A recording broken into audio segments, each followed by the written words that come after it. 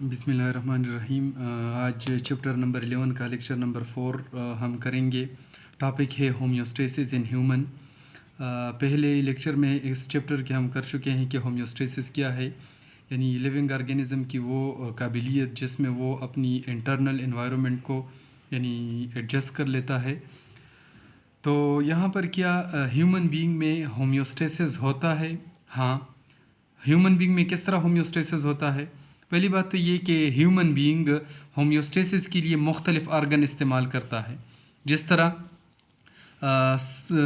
सबसे common organs जो human being homeostasis के लिए इस्तेमाल करता है, नंबर 1 लंग्स, नंबर 2 स्किन और नंबर 3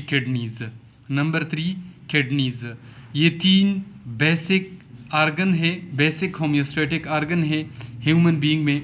अभी one by one in organs की फंक्शन हम पढ़ेंगे कि इसमें ऑस्मो रेगुलेशन होता है या एक्सक्रीशन या थर्मो रेगुलेशन, जो तीनों होम्योस्टेसिस के टाइप्स है। तो सबसे पहले हम पढ़ते हैं lungs. Lungs is a homeostatic organ. Lungs is a homeostatic organ कि हमारी बॉडी में लंग्स किस तरह होम्योस्टेटिक आर्गन की तौर पर काम कर सकते हैं। लंग्स तो होम्योस्टेसिस के 3 types, osmo regulation, thermo regulation और एक्सक्रीशन। पहले चैप्टर में रेस्पिरेटरी सिस्टम हम काफ़ी डिटेल के साथ पढ़ चुके हैं और उसमें हमने पढ़ा था कि फॉर एग्जांपल ये बकल कैविटी या फॉर एग्जांपल नेज़ल कैविटी, और इसके ज़रिए हम ईयर को इनहेल करते हैं। ये ईयर आ जाता है फेरिंग्स से लेरिंग्स, फिर इसके बाद हमारा ट्रेकिया शुरू हो जाता है और ट्रेकिया के बाद ये ट्रेकिया है फॉर एग्जांपल यहाँ से लेकर यहाँ तक। फिर ट्रेकिया 2 हिस्सों में डिवाइड हो जाता है, यानी 2 ब्रोंकी में। एक ब्रोंकस एक लंग में चला जाता है और दूसरा ब्रोंकस दूसरे लंग्स में। ये फॉर एग्जांपल ये एक लंग्स आपको समझाने के लिए मैंने थोड़ा बड़ा बनाया है। यहाँ पर यही ब्रोंकस फिर डिवाइड हो जाता है इनटू ब्रोंकियोल्स, बहुत सारे ब्रोंकियोल्स, और हर ब्रोंकियोल्स के एंड पर यानी अ क्लस्टर ऑफ पाउचेस, यानी जिसको हम अलवेलाई कहते हैं, ये अलवेलाई है। और अलवेलाई के इर्द गिर्द मैंने आपसे कहा था कि ये फॉर एग्जांपल ब्लड के पिलरीज। तो पूरी बॉडी से इसको ज़रा गौर से सुन लें ये इस टर्म को, पूरी बॉडी से डीऑक्सीजनेटेड ब्लड आता है हार्ट की तरफ, और हार्ट से फिर ये डीऑक्सीजनेटेड ब्लड आता है लंग्स की तरफ। तो जब लंग्स की तरफ ये डीऑक्सीजनेटेड ब्लड आ जाए with the help of pulmonary artery, lungs की तरफ यहाँ ये ब्लड आ गया है, ये जो मैं निशान कर रहा हूँ, मार्क कर रहा हूँ इसको, यहाँ पर अभी ब्लड है लेकिन इसमें कार्बन डाइऑक्साइड की कंसंट्रेशन ज़्यादा।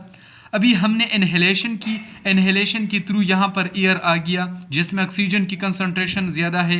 इस अलवेलाई के अंदर यहाँ तक ऑक्सीजन ज़्यादा, यानी एयर है यहाँ पर और इसमें ऑक्सीजन की कंसंट्रेशन ज़्यादा। तो इधर इस अलवेलाई को मैं ज़रा बड़ा बना रहा हूँ ताकि आपको आसानी से समझ आ सके। ये है फॉर एग्जांपल अलवेलाई, ये है हमारा ब्रोंकियोल्स। यहाँ पर अभी ऑक्सीजन की कंसंट्रेशन ज़्यादा है, इधर भी ऑक्सीजन की कंसंट्रेशन ज़्यादा है, इधर भी, ये जितनी भी अलवेलाई है यहाँ पर ऑक्सीजन आया है। इस अलवेलाई के इर्द गिर्द यहाँ पर मैं बना रहा हूँ ब्लड कैपिलरीज। ये फॉर एग्जांपल सारा का सारा है ब्लड कैपिलरीज। ये माइक्रोस्कोपिक वाल्व्स होते हैं, ये हमें नज़र भी नहीं आते लेकिन इसको मैंने बड़ा बनाया है आपको समझाने के लिए। यहाँ पर पूरी बॉडी से डीऑक्सीजनेटेड ब्लड आया है जिसमें कार्बन डाइऑक्साइड की कंसंट्रेशन ज़्यादा। तो यहाँ पर ये एयरवे अलवेलाई, इसमें ऑक्सीजन की कंसंट्रेशन ज़्यादा, इसके बाहर कार्बन डाइऑक्साइड। तो ये कार्बन डाइऑक्साइड इधर डिफ्यूज़ हो जाता है, ये इधर आ गया, ये कार्बन डाइऑक्साइड अलवेलाई में डिफ्यूज़ हो गया, ये कार्बन डाइऑक्साइड ये भी अलवेलाई में, ये सारा का सारा ये अलवेलाई में डिफ्यूज़ हो गया। यहाँ पर जो ऑक्सीजन है ये आ जाता है इनटू दिस ब्लड कैपिलरीज, यानी blood capillaries, blood vessels, blood capillaries. यहाँ पर ये ऑक्सीजन इधर आ जाता है।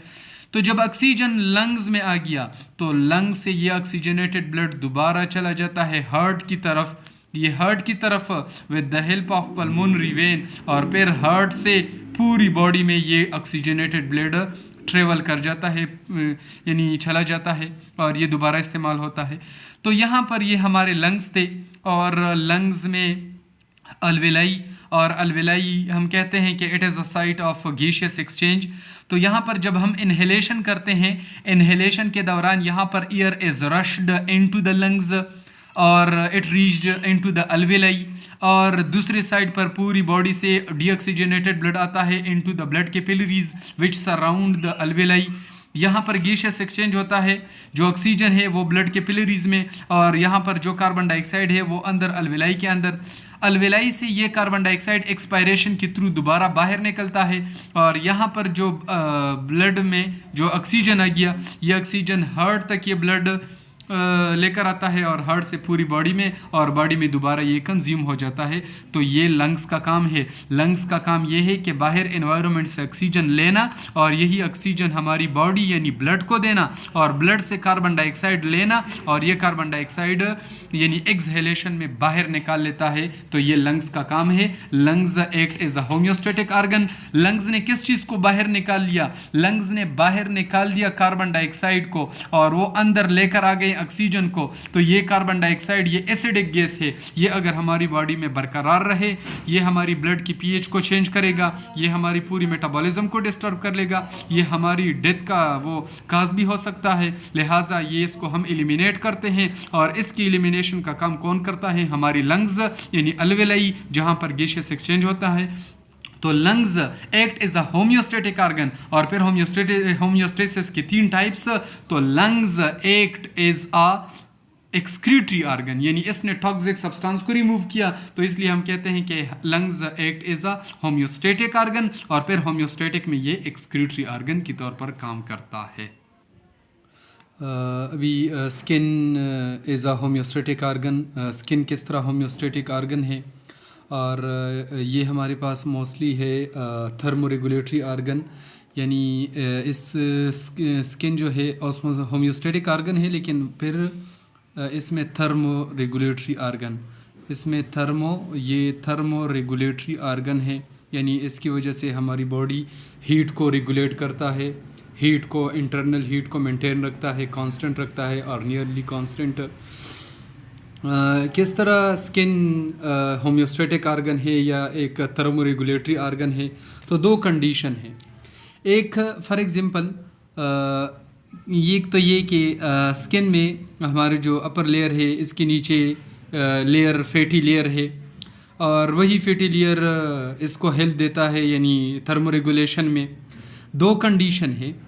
फॉर एग्जांपल एक को हम कहते हैं कोल्ड, और एक को हम कहते हैं यानी वार्म कंडीशन। एक साइड पर हमारे पास सर्दी और दूसरी साइड पर हमारे पास फॉर एग्जांपल वार्म कंडीशन, गर्मी है। तो कोल्ड में एक प्रोसेस होता है जिसको हम कहते हैं वेसो कंस्ट्रिक्शन। यहाँ पर एक प्रोसेस होता है जिसको हम कहते हैं वेसो कंस्ट्रिक्शन। वेसो कंस्ट्रिक्शन ये कौन सा प्रोसेस है? वेसो कंस्ट्रिक्शन ये वो प्रोसेस जिसमें यहाँ एक प्रोसेस होता है जिसको हम कहते हैं वेसो कंस्ट्रिक्शन। वेसो कंस्ट्रिक्शन कौन सा प्रोसेस है? ये वो प्रोसेस है, फॉर एग्जांपल ये हमारा स्किन है, और स्किन के नीचे यहाँ पर जो मसल्स है, यही मसल्स कंट्रैक्ट हो जाते हैं, यही मसल्स इसमें कंट्रैक्शन होता है। तो जब इसमें कंट्रैक्शन होता है, ज़ाहिरी बात है हमारी पूरी बॉडी में ब्लड वेसल्स मौजूद है, यानी हमारी पूरी बॉडी में ब्लड वेसल्स मौजूद है, और ये vessels upper layer of the skin में भी है, यानी ये अपर लेयर और ये lower layer of the skin है, इसमें भी ये ब्लड वेसल्स मौजूद है। तो जब यहाँ पर ये मसल्स, यहाँ पर मसल्स इसमें जब कंट्रैक्शन होता है, तो यहाँ अपर यानी लेयर ऑफ द स्किन जो है, यहाँ पर जो ब्लड वेसल्स होते हैं, यहाँ पर यही इसकी मसल्स की कंट्रैक्शन की वजह से blood supply to the skin region is reduced, यानी यहाँ पर इसकी कंट्रैक्शन के रिजल्ट में जब स्किन में जो हमारे मसल्स है ये कंट्रैक्ट हो जाते हैं, इस कंट्रैक्शन के रिजल्ट में blood supply to the upper region is decreased. यहाँ पर जो ब्लड की सप्लाई है वो डिक्रीज हो जाती हैं। जब ब्लड की सप्लाई, तो यहाँ पर 2 कंडीशन, एक तो ये कि ये मसल्स कंट्रैक्ट हो गए, यहाँ पर जो मसल्स है इन मसल्स की कंट्रैक्शन होती हैं, ये मसल्स कंट्रैक्ट हो गए। एक बात कि ये मसल्स कंट्रैक्ट हो गए, और दूसरी बात ये कि यहाँ पर blood supply to the skin region is decreased, यहाँ पर जो ब्लड सप्लाई है वो भी डिक्रीज हो जाती है। तो यहाँ पर इसकी कंट्रैक्शन की वजह से यहाँ पर जो मसल्स है ये एक ब्लैंकेट की तरह काम कर लेते हैं, ब्लैंकेट की तरह। और फिर इस ब्लैंकेट से यानी इसकी कंट्रैक्शन की वजह से इन मसल से हीट कैन नॉट पास्ड, यहाँ से हीट कैन नॉट पास्ड यहाँ से फिर हीट पास नहीं हो सकता। तो जब हीट पास नहीं हो सकता हम गर्मी महसूस करते हैं, यानी फिर हम सर्दी का मुकाबला कर सकते हैं, यानी हमारी बॉडी फिर गर्म हो जाती है।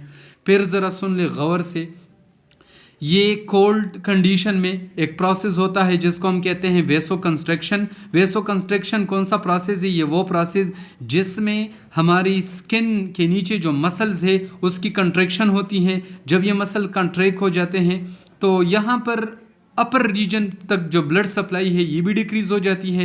इनके रिजल्ट में ये ही मसल्स एक ब्लैंकेट की तरह काम करते हैं, यानी एक ब्लैंकेट सा बन जाता है जिससे हीट पर पास नहीं हो सकता। जब इससे हीट पास नहीं हो सकता तो हम यानी कोल्ड कंडीशन का मुकाबला कर सकते हैं, ये एक कंडीशन। दूसरी साइड पर जब गर्मी है तो यहाँ पर एक और प्रोसेस होता है जिसको हम कहते हैं वेसोडाइलेशन। वेसोडाइलेशन और वेसोडाइलेशन इसका मुकम्मल अपोजिट है। मुकम्मल अपोजिट इस तरह, फॉर एग्जांपल ये हमारी स्किन, ये हमारी स्किन, ये स्किन की अपर रीजन और ये इसका लोअर। तो यहाँ पर जो मसल्स थे, ये जो मसल्स है ये रिलैक्स हो जाते हैं, यानी कोल्ड कंडीशन में वेसो कंट्रैक्शन में ये कंट्रैक्ट हो गए थे, अभी ये रिलैक्स हो जाते हैं। जब ये रिलैक्स हो जाए तो ब्लड सप्लाई, यहाँ जो ऊपर जो ब्लड वेसल्स जाते हैं ऊपर, यहाँ पर ये ब्लड वेसल्स यानी blood supply to the upper region is increased. Blood supply to the upper region is increased, यहाँ तक ज़्यादा ब्लड आता है। तो जब यहाँ पर ज़्यादा ब्लड आता है, ब्लड की कंपोनेंट्स क्या है? ब्लड की कंपोनेंट्स है वाटर, वाटर के अलावा यानी प्लाज्मा और ब्लड सेल्स, और इस प्लाज्मा में मोस्टली जब ये रिलैक्स हो जाए तो blood supply to the upper region, इस रीजन में ज़्यादा ब्लड आ जाता है। जब इस रीजन में ज़्यादा ब्लड आ जाए तो ब्लड की कंपोनेंट से प्लाज्मा और वाटर और प्लाज्मा और ब्लड सेल्स, प्लाज्मा में फिर वाटर, यानी यहाँ पर ज़्यादा पानी की कंसंट्रेशन है, पानी का मकदार भी इधर ज़्यादा है। तो जब अपर रीजन ऑफ द स्किन यहाँ तक जब ज़्यादा पानी आ जाते हैं, ब्लड सप्लाई, ब्लड आ गया तो ब्लड में वाटर है और यहाँ से वाटर मालिक्यूल फिर यानी हमारी बॉडी से in the form of sweat ये वाटर मालिक्यूल बाहर निकलते हैं। और यही वाटर मालिक्यूल जब बाहर निकले, स्वेट जिसको हम कहते हैं, तो इसमें एक तो ये कि एक्सेस ऑफ वाटर भी हमारी बॉडी से निकल जाते हैं। एक्सेस ऑफ वाटर के अलावा एक्सेस ऑफ यानी साल्ट भी हमारी बॉडी से निकल जाते हैं। और इसके अलावा यहाँ पर जो हीट है, हीट भी हमारी बॉडी से निकलता है। तो यूँ हमारी बॉडी में यानी हम क्या ये कह सकते हैं कि ये ऑस्मो रेगुलेशन भी हो जाता है, एक्सक्रीशन भी हो जाता है और थर्मो रेगुलेशन भी, लेकिन यहाँ पर ज़्यादा मकदार में ये हीट बाहर निकलता है। Heat with the help of skin in the form of sweat निकलता है। तो इसको हम इसलिए हम कहते हैं कि स्किन हमारे पास मोस्टली एक थर्मो रेगुलेटरी आर्गन है। फिर ज़रा सुन ले, ड्यूरिंग वार्म कंडीशन वेसोडाइलेशन एक प्रोसेस होता है। ये वो प्रोसेस है जब यहाँ पर जो मसल्स है वो रिलैक्स हो जाते हैं, blood supply to the upper region is increased, और यहाँ तक जब ब्लड ज़्यादा आ जाता है तो इस ब्लड से वाटर मालिक्यूल डिफ्यूज़ हो जाता है बाहर into the external environment in the form of sweat. और इसी स्वेट के फॉर्म में जब ये पानी हमारी बॉडी से बाहर निकलते हैं या स्वेट निकलता है तो इसमें हमारी बॉडी से हीट भी निकलता है और यूँ हम ठंडक फील कर लेते हैं। फिर तो ये स्किन और ये स्किन का एक इम्पोर्टेंट फंक्शन। यहाँ पर kidney as a homeostatic organ, kidney किस तरह एक होम्योस्टेटिक आर्गन के तौर पर काम करते हैं। तो यहाँ पर किडनीज़ का स्ट्रक्चर नेक्स्ट लेक्चर में इंशाल्लाह हम करेंगे। अभी इसका फंक्शन यानी होम्योस्टेटिक आर्गन के तौर पर ये किस तरह काम कर लेते हैं तो इसको हम अभी पढ़ते हैं। याद रखिए कि हमारी बॉडी में ग्लैंड्स है, मुख्तलिफ़ किस्म के ग्लैंड्स, मुख्तलिफ़ किस्म के ग्लैंड्स, और ये ग्लैंड्स इंशाल्लाह नेक्स्ट चैप्टर में हम पढ़ेंगे। काफ़ी डिटेल है इसका, इसलिए अभी ज़्यादा डिटेल में मैं नहीं पढ़ता। लेकिन हमारी बॉडी में एक किस्म के हार्मोन है जिसको हम कहते हैं ADH। ADH, या इसको हम वेसोप्रेसिन भी कहते हैं, वेसोप्रेसिन भी हम इसको कहते हैं। ADH यानी anti diuretic hormone, anti diuretic hormone.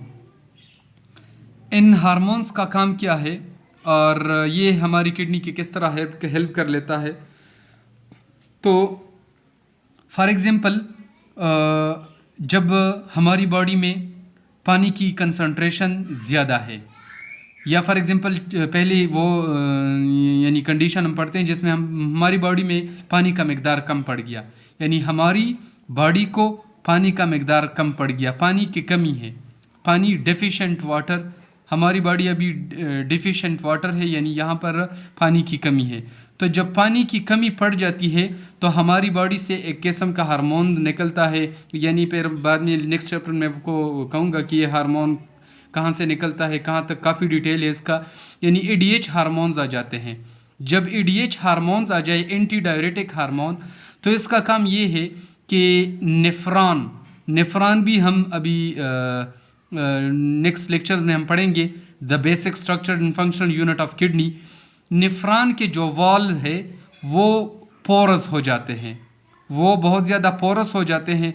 जब नेफ्रॉन के वॉल्स पोरस हो जाए तो फिर नेफ्रॉन या हमारी किडनीज काबिल बन जाते हैं to reabsorb the water, reabsorption की काबिल बन जाती हैं हमारी बॉडी या हमारी किडनीज। तो बॉडी को पानी की कमी आ गई, जिसके रिज़ल्ट में ADH हार्मोन्स आ गए। ADH हार्मोन का काम ये है कि ये नेफ्रॉन के वॉल्स को पोरस कर लेता है। जब नेफ्रॉन के वॉल्स पोरस हो जाए तो यहाँ पर पानी बहुत ज़्यादा एब्ज़ॉर्ब हो जाते हैं, री एब्ज़ॉर्ब हो जाते हैं। जब पानी री एब्ज़ॉर्ब हो जाते हैं तो हमारी बॉडी से पानी बाहर नहीं निकल सकते, और हमें पानी की कमी है तो हम उसका मुकाबला कर लेते हैं। दूसरा कंडीशन, अभी पानी का मकदार ज़्यादा है, हमारी बॉडी में पानी का मकदार बढ़ गया, यानी हमने पानी पी लिए, हमें पानी मिल गया, फ्लूइड्स हमें मिले, तो अभी फ्लूइड्स का मकदार ज़्यादा है। तो जब फ्लूइड्स का मकदार ज़्यादा है तो हमारी बॉडी स्टॉप ADH को स्टॉप कर लेता है। एंटी डायरेटिक हार्मोन स्टॉप हो जाते हैं। जब ये स्टॉप हो जाए तो नेफ्रॉन के जो वॉल्स थे उनकी पोरोसिटी ख़त्म हो जाती है, जब उनकी पोरोसिटी ख़त्म हो जाती है तो ये वाटर, जो एक्सेस ऑफ वाटर है हमारी बॉडी से, यही वाटर हमारी बॉडी से in the form of urine बाहर निकलते हैं, और हमारी बॉडी से जो इजाफी पानी है वो निकल जाते हैं। तो इस तरह यही किडनी हमारी बॉडी में एज अ होम्योस्टेटिक आर्गन काम करता है, यानी पानी का मकदार कम हो गया तो इसमें री एब्जॉर्प्शन हो गया, पानी को दोबारा एब्जॉर्ब किया और पानी को बाहर जाने नहीं दिया। जब पानी ज़्यादा है तो ADH हार्मोन स्टॉप है, नेफ्रॉन की पोरोसिटी ख़त्म, ज़्यादा पानी in the form of urine बाहर चले गए, और यानी हमारी बॉडी से जो इजाफी पानी है वो पानी हमारी बॉडी से एलिमिनेट हो गए। तो ये किडनी का ये यानी एक होम्योस्टेटिक फंक्शन ये कि ये एक ऑस्मो रेगुलेटरी आर्गन के तौर पर ये काम कर लेता है। इसके अलावा ये भी है कि यहाँ पर उन्होंने ये भी जिक्र किया है, बुक वालों ने एक स्टेटमेंट लिखा है कि if there are more solute in the blood kidney excrete them, यानी फॉर एग्जांपल सॉल्यूट का मकदार ज़्यादा है, सॉल्यूट की कंसंट्रेशन ज़्यादा है, तो जब सॉल्यूट की कंसंट्रेशन ज़्यादा है तो सॉल्यूट को एक्सक्रीट कर लेता है, बाहर निकाल लेता है और वाटर को मेंटेन रखता है। लेकिन अभी सॉल्यूट की कंसंट्रेशन ज़्यादा है तो सॉल्यूट को एक्सक्रीट कर दिया, और जब यहाँ पर वाटर की कंसंट्रेशन ज़्यादा है तो जब वाटर की कंसंट्रेशन ज़्यादा है तो हमारी बॉडी ज़्यादा यूरिन बनाएगा, और जब ज़्यादा यूरिन बनाए तो ये पानी यानी water in the form of urine हमारी बॉडी से निकलते हैं। जिस तरह मैंने इधर जिक्र किया कि पानी ज़्यादा है तो जब पानी ज़्यादा है ADH हार्मोन वो ख़त्म हो जाएंगे, स्टॉप हो जाएंगे, नेफ्रॉन की पोरोसिटी ख़त्म हो जाएगी, वाटर हमारी बॉडी से in the form of urine ज़्यादा निकलेंगे। तो ये किडनीज़ का काम है, जब पानी ज़्यादा हो जब पानी कम हो तो रीअब्जॉर्प्शन ज़्यादा, पानी को बाहर जाने नहीं देता, और जब पानी का मकदार ज़्यादा हो तो ज़्यादा पानी को बाहर यानी ज़्यादा यूरिन फॉर्मेशन कर लेता है, ज़्यादा पानी बाहर निकाल लेता है। तो इस तरह किडनी हमारी बॉडी में एक होम्योस्टेटिक आर्गन यानी ऑस्मोरेगुलेटरी आर्गन के तौर पर काम करते हैं। तो ये किडनी और ये इसका बहुत इंपॉर्टेंट फंक्शन।